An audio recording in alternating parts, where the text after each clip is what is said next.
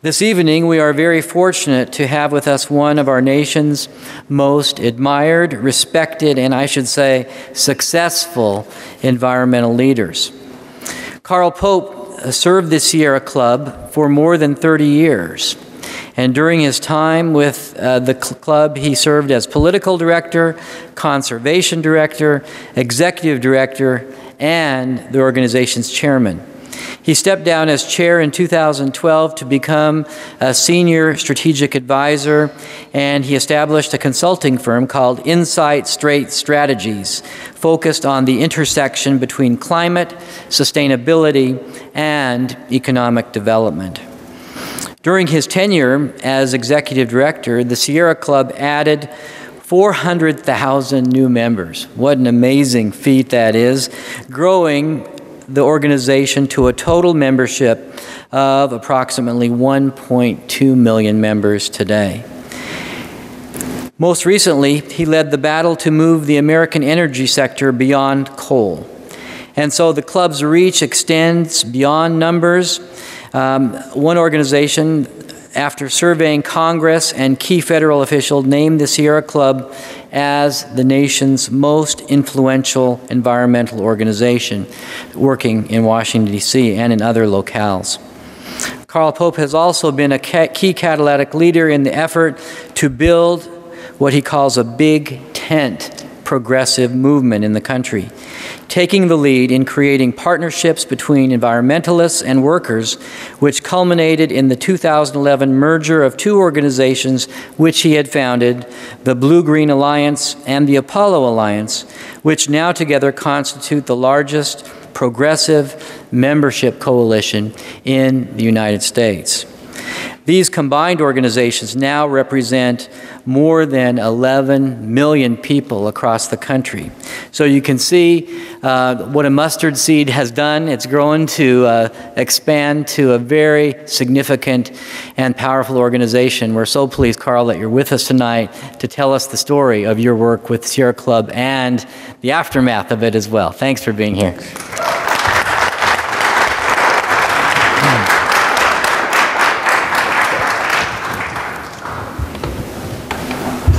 Thank you very much for that kind introduction, and it's wonderful to be here. My relationship with iHouse is slightly indirect. My wife, who just arrived, how many years ago, was very, very active as a staff member at your sister organization at Stanford. So I've heard a lot about the iHouse tradition, but from a competitive point of view. Let's begin with a little quick engagement exercise. Did anybody get here on a helicopter? Okay, the heliport went unused tonight. Oh no, somebody raised their hand. Okay, somebody did get here. And at the other end, my guess is a number of you got here by walking. Let's see the hands of those who walked. Okay. Who drove a vehicle, a private vehicle? Okay. Anybody get here entirely by rail? No. Did anybody get here by a form of public transit that ran on wheels or a combination of rail and wheels? Okay. So given that, clearly, in fact, most of us got here using some petroleum. And so I want to ask you a quick, don't think about this too long, quick, simple true or false.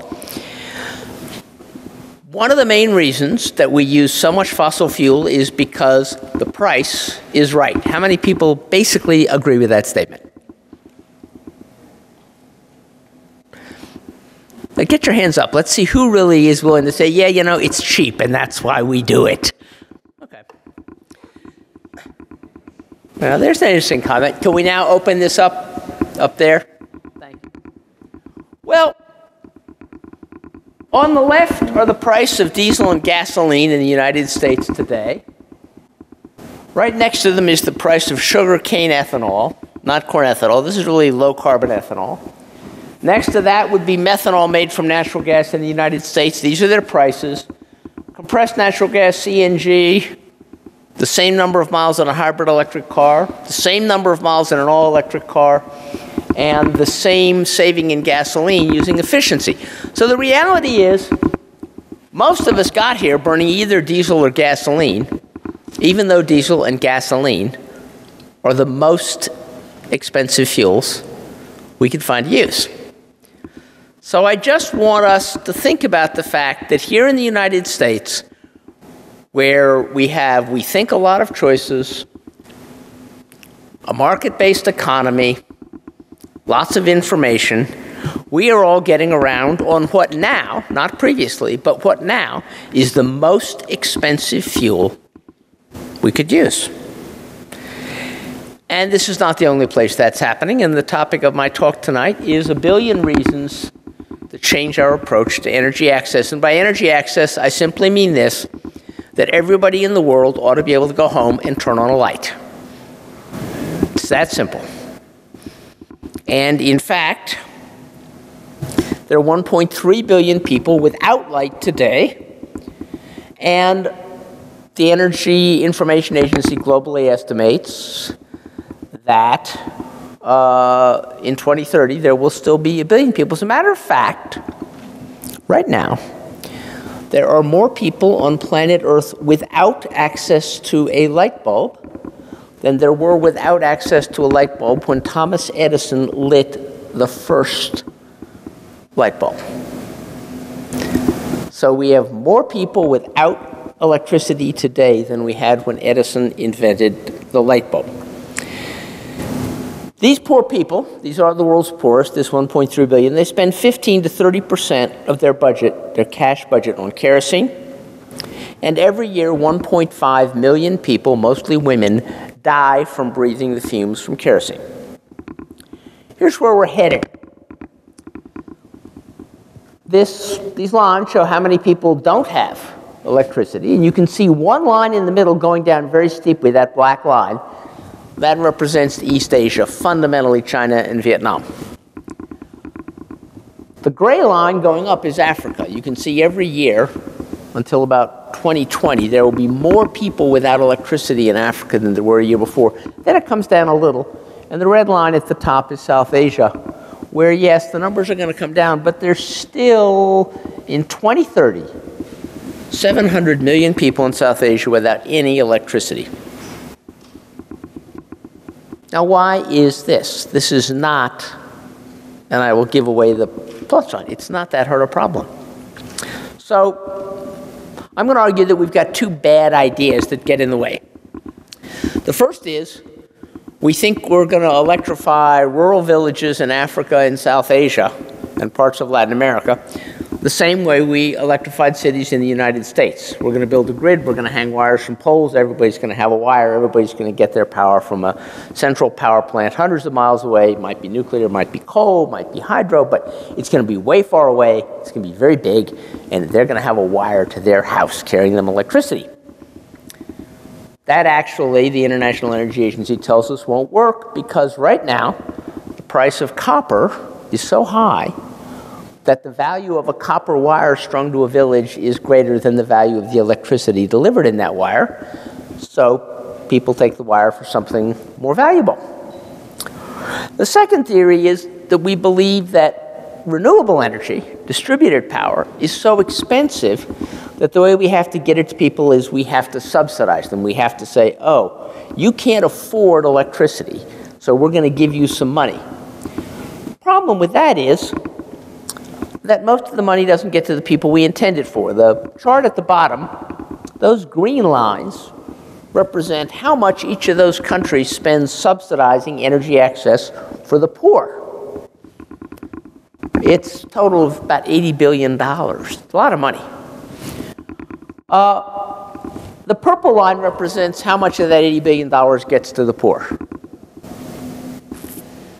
And it clearly is not a very successful strategy because, in fact, we're spending $80 billion, which incidentally is far more than it would cost to give everybody in the world electricity. And only a tiny fraction of what we're spending is getting to the poor. There's some new realities. They make the grid uneconomic, but they place universal electrification within our grasp. This chart shows what's happened to the price of two of the crucial ingredients of conventional electrification. On the left-hand side, you see the price of copper going up. It's tripled in the last decade. And on the right-hand side, you see the price of coal in Asia. It's also tripled. So the economics of building coal-fired power plants and stringing copper wires to remote villages in Asia and Africa is not very good. On the other hand, these charts show what happens to the cost of two of the most important ingredients in distributed solar power. On the left-hand side, you can see what's happened to the price of solar modules. They're going down very fast. And on the right-hand side, you can see the cost of LEDs, which are what you pair up with the solar panel to get a lot of light without very much electricity. So if you have one cost chart that's going like this, and one cost chart that's going like this, if you took Euclid, your geometry tells you they will cross. And in fact, for 1.2 billion people, they crossed about 2 years ago. It is now true that for these 1.2 billion people, renewable power, which they don't have, is far cheaper than the kerosene and diesel, which they do use. But if we want to do it, we're going to have to be willing to do it in a different way. This chart, which is hard to follow, basically everything above that gray line represent households that will never have a wire. These represent the percentage of the world's households that the International Energy Agency says, given where they are geographically, given their level of economic development, these people will never get a wire. If these people are going to get electricity, they're going to get a solar panel or micro wind turbine or a micro hydro turbine. They're going to get some renewable power source right there in their village or at their house. And they're going to save money. The red line shows you the cost of lighting a typical 5-person household in Africa with kerosene 4 hours a night, one kerosene lantern. That's what it costs to buy the kerosene. The green line represents the cost of providing that same household with 4 LED lights lit 6 hours a night. And think about the difference in the power and the light you get from 4 LED lights versus one kerosene lantern. But you can see that it only takes about 2 years to pay for solar power. But for the poor, affordability has 3 components, not one. First, the one you and I worry about, mostly, initial purchase price. Then on the lower right, there's the total cost of ownership. What does it cost over time? And then there's flexibility. One of the problems the poor have is they may have 2 or 3 months in the year when they have 0 income. So if they have something like a mortgage or a bank loan that they have to pay every month, they may not be able to do it for 3 months if the rains fail. So we need to find ways for the poor to be able to purchase things like solar electricity that take into account these triple needs. But let me point something out. I live in a house in San Francisco. I have quite a few lights. And when I moved into that house, nobody said to me, well, you bought the house now, but now you have to pay for your share of the grid. My share of the California grid and the power plants that go with it is probably about $75,000. Nobody asked me to pay $75,000 before I turned on the lights in my house. But all over the world, we ask the poor to pay for the capital cost of giving themselves electricity up front. And it is not surprising that they can't do so, because if I had to pay $75,000, I might be burning kerosene. These slides got slightly messed up. Whoops. All right. This chart shows that there are different ways to buy solar power. The left is the standard. It's a comparison. It's kerosene, just for lighting. On the right-hand side, the cost, well, no, I'm sorry. We transferred these, and we messed them up. I'm sorry about that. Basically, what the chart shows is that it very much matters how you finance solar power, and that the cheapest way to finance it for the average household is the way you and I buy power. We pay for the electrons we use. We don't pay for the capital cost.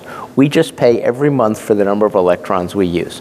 And it turns out there have been a number of experiments now in the third world with various business models for putting electricity and making solar power available to the poor.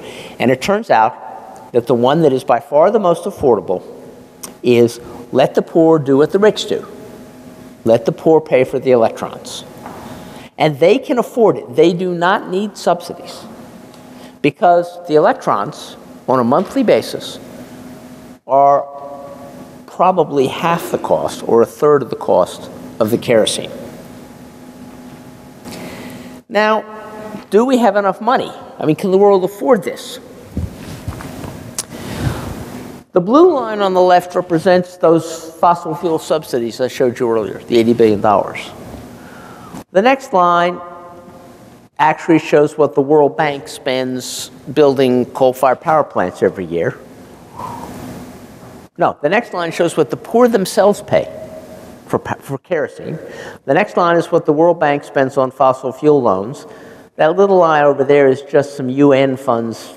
They're called CDM credits. They're supposedly for clean energy, but they went for coal-fired power. Over there, $10 billion. That is the entire cost each year of giving everybody in the world electricity over 10 years. $10 billion a year, and the poor are already spending $36 billion a year. So we can cut the energy bill for the poor by 2/3 and give them all electricity if we're willing to let them buy their power the way we do, by the electron, not by the megawatt.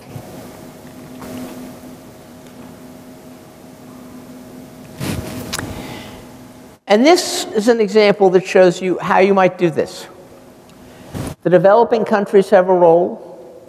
They need to provide financial comfort mechanisms so that banks will make loans to very poor people who've never had a loan before. They need to get rid of the subsidies for fossil fuels, because right now in many of these countries, one of the reasons it's hard to sell solar panels is because kerosene is occasionally very cheap, not routinely and not reliably, but occasionally very cheap because of the subsidies. And they need to figure out how to reach the very, very poor, because about half of the people in the world who don't have electricity do have cell phones. And they're the ones who can most easily figure out a way to pay for their electrons. You just pay for it with your cell phone. You just treat electrons like cell phone minutes. But about half of the poor in the world don't yet have cell phones, and we're going to have to figure out a way for them to be able to make payments. The developed countries, like us, well, we should be providing supportive policy, instead of which the Export-Import Bank is supporting huge coal projects. We, too, ought to be encouraging the banks to loan because we have cheaper credit rates than they do in the third world. And again, something vanished at the bottom. I apologize for that. So this has got to be a collaborative effort among all of us. The bottom line is that you and I, well, if you lived in the Midwest, if you lived in the American Midwest, it is still true that if you wanted to shift from fossil fuel electricity to solar or wind electricity, your power bill would go up. That is actually no longer true in California. We have now crossed that line as well. Solar power in California is now cheaper than new power of any other sort. It's the cheapest power we've got. But in much of the United States and in much of the world, it is still true, fossil fuel electricity is still cheaper at the meter than solar power. But for 1.3 billion people, it is already true that solar power is dramatically cheaper than kerosene or diesel. And yet,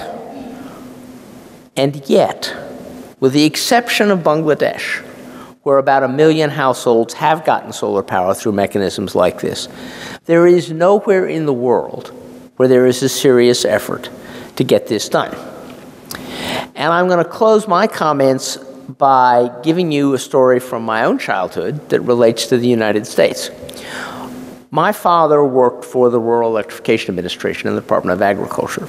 So I heard stories growing up about rural electrification in the United States. And my father always said that in 1933, 95% of American farmers had no electricity. Franklin Roosevelt was elected. And Roosevelt did three things.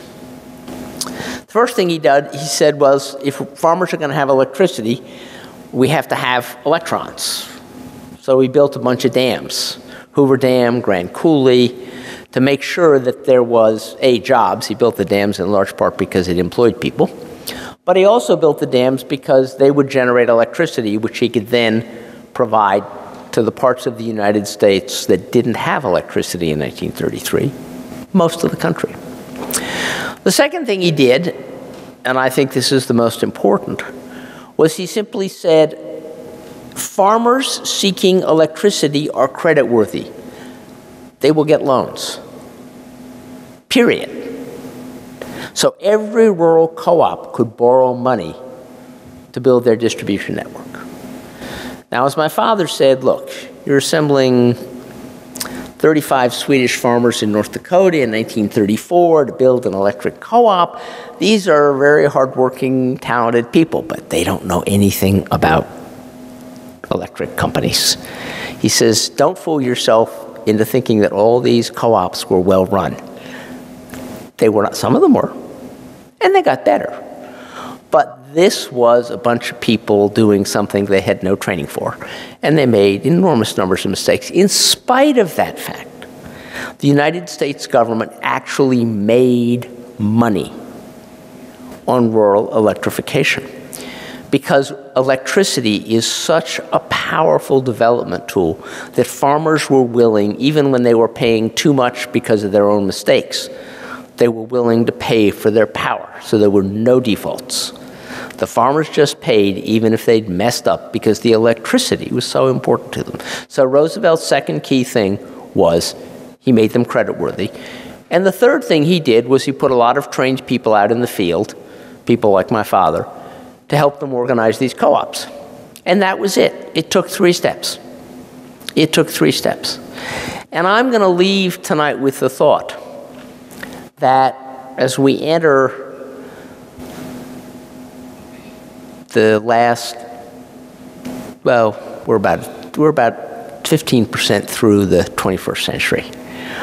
And in the first 13 years of the 21st century, we've made almost no progress on this problem.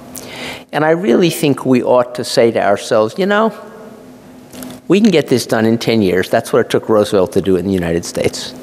By 1943, 95% of American households, rural households, had electricity, thanks to REA. So I'm going to suggest that we ought to collectively set ourselves as a global goal, as one of the second millennium development goals, if you will, that really, by 2020, everybody in the world ought to be able to look forward to going home and flicking a light switch. Thank you.